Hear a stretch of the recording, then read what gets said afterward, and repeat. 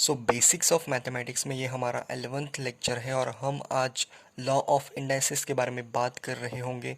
तो शुरुआत करते हैं हम हमारे फर्स्ट रूल के साथ। ये हमारे 7 रूल्स हैं और इन रूल्स को फॉलो करके ही हम मैथमेटिक्स में फिज़िक्स में यूज़ कर सकते हैं, यानी कि मैथमेटिक्स इन फिज़िक्स यूज़ कर सकते हैं। तो शुरुआत करते हैं हम हमारे फर्स्ट रूल के साथ।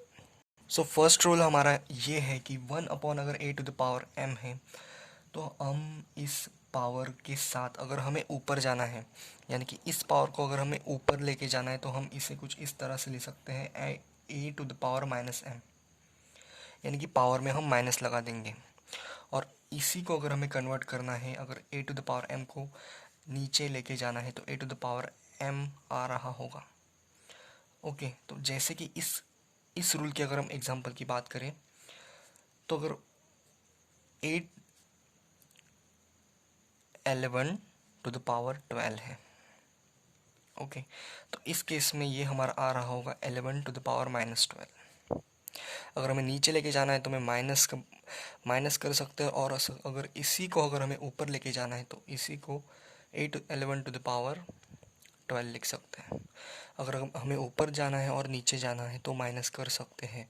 तो शुरुआत करते हैं हम हमारे सेकंड रूल के साथ। तो सेकंड रूल मैं आपको बाद में समझा रहा हूँ क्योंकि इसके लिए हमें इसकी ज़रूरत पड़ेगी और इसकी भी ज़रूरत पड़ेगी।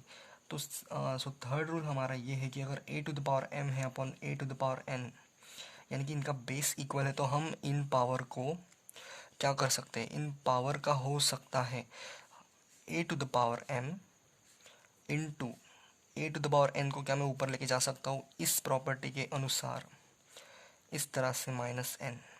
और अगर इस प्रॉपर्टी में आपका बेस सेम है तो इनकी पावर्स का एडिशन हो रहा होगा, तो ये हमारा इसका आंसर आ रहा होगा। तो ये हमारी थर्ड रूल है। और इसी के साथ अगर फोर्थ रूल की अगर हम बात करें तो फोर्थ रूल में a to the power m है और इसकी पावर भी n दे रखी है। तो इस केस में हमारा आ रहा होगा a to the power m cross n, यानी कि इस पावर को हम पावर के साथ मल्टीप्लाई कर सकते हैं। ये हमारा आ रहा होगा a to the power m cross n। और फिफ्थ रूल की अगर हम बात करें तो a to the power m dot b to the power m, तो इस केस में हमारा आ रहा होगा, इस केस में हमारी पावर सेम है तो हम बेसिस का मल्टीप्लिकेशन करके इसकी पावर में m चढ़ा सकते हैं। सिक्स रूल की अगर हम बात करें तो a to the power m हमें दे रखा है upon b to the power m दे रखा है।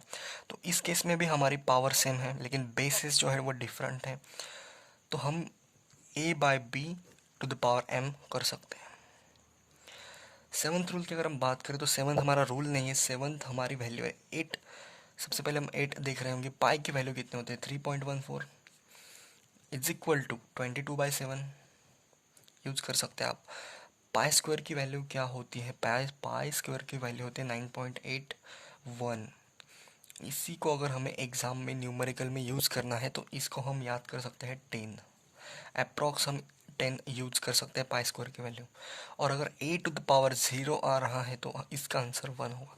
Any number to the power 0, 0 to the power 0 1, 1 by infinity tends to 0। इसी तरह से आप याद कर सकते हो। और समथिंग यानी कि something infinity to the power 0 भी हमारा 1 आ रहा होगा। Any number raise to the power 0 is 0। तो इसी के साथ अगर आपने रूल्स समझ लिए हैं तो हम इसका एप्लीकेशन कर रहे होंगे। और सेकंड रूल की अगर हम बात करें तो सेकंड रूल में हम इस तरह से इन्हें डिफ्रेंशिएट कर सकते हैं। अगर क्या मैं बोल सकता हूँ, हम इसी रूल को यहाँ पर लगा सकते हैं कुछ इस तरीके से a to the power m cross a to the power minus n। Okay, a to the power m cross a to the power minus n हम इसको लिख सकते हैं क्योंकि हमने यहाँ पर पढ़ा था कि अगर बेसिस सेम है तो हम इनको डिफ्रेंशिएट यानी कि अलग कर सकते हैं। तो क्या मैं इस a to the power minus n को ऊपर लेके जा सकता हूँ, तो ये हमारा पॉजिटिव हो जाएगा और a to the power m, तो इसको हमने इसके साथ कन्वर्ट कर लिया है, बाकी कुछ भी नहीं। तो यही हमारा सेकंड फॉर्म होगा, बस यहाँ पर डिनोमिनेटर में चला गया था ये। तो इसी के साथ आपके 8 रूल्स ऑफ इंडाइसिस ख़त्म होते हैं। तो समाप्त करते हैं हम इस वीडियो को और तब तक के लिए आगे बढ़ते रहिए। All the very best.